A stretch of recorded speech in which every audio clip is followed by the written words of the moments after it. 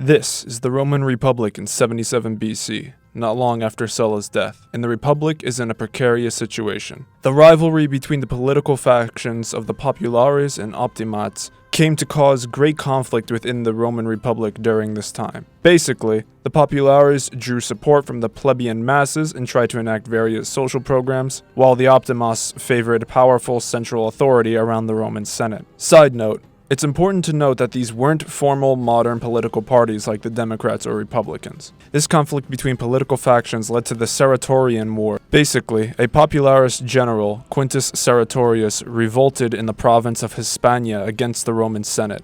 The importance of this war is basically that Pompey Magnus led an army to beat Sertorius, and while it didn't go great at first for Pompey, the Republic eventually won, and this furthered Pompey's military career. Meanwhile, in 73 BC, a slave gladiator named Spartacus had escaped from a gladiatorial school in Capua with others. Within 2 years, they had gathered around 120,000 men, women, and children. The important part of this conflict was that Pompey and Crassus worked together as army commanders to crush the revolt. By this point, Crassus was one of the most wealthy men alive, as he created his own fire brigade but would only use it if the person whose house was on fire agreed to sell him the property for dirt cheap. However, he now sought military glory. After a long campaign up and down the Italian peninsula, Crassus and Pompey's forces finally crushed Spartacus at the Battle of the Salarius River. This conflict would be known as the Third Servile War.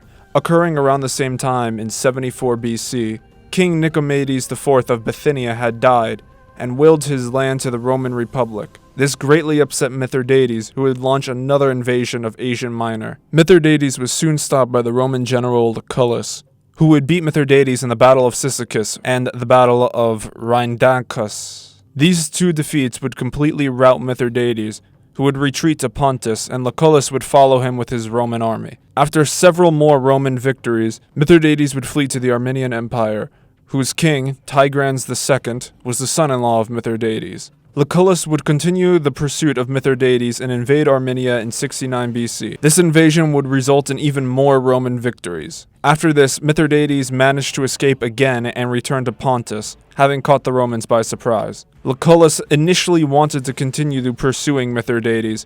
However, by the winter of 67 BC, many of his troops had grown extremely tired of campaigning against Mithridates, as they personally got very little profit from it.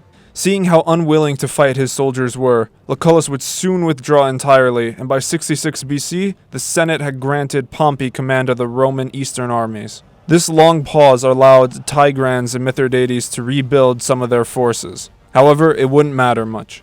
We'll take him together. You're going slowly on the left. Taking him now! No, Anakin, no! No! Pompey swiftly beat Mithridates in the Battle of Lycus, which would send Mithridates fleeing to Colchis. After this, Pompey turned to march against Tigranes.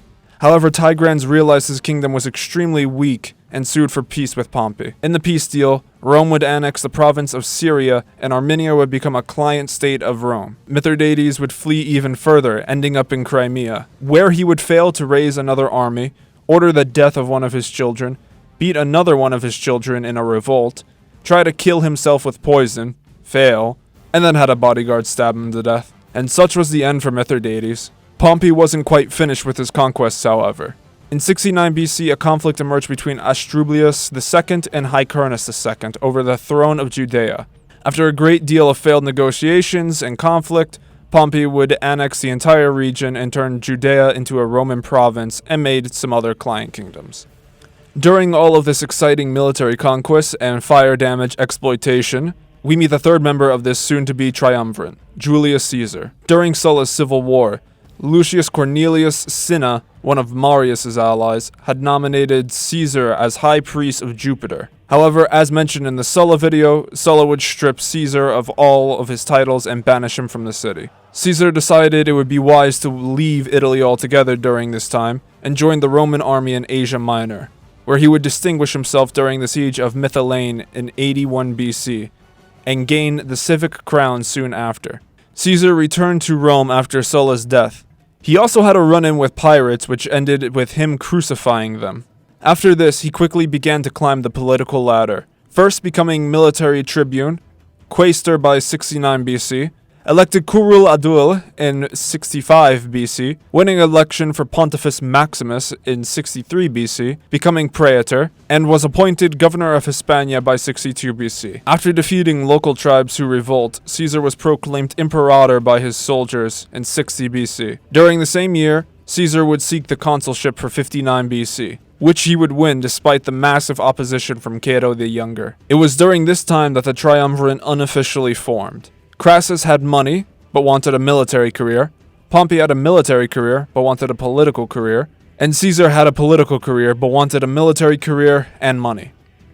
It was a system that allowed the three men to basically control the entire republic. And next episode we'll discuss how it all fell apart.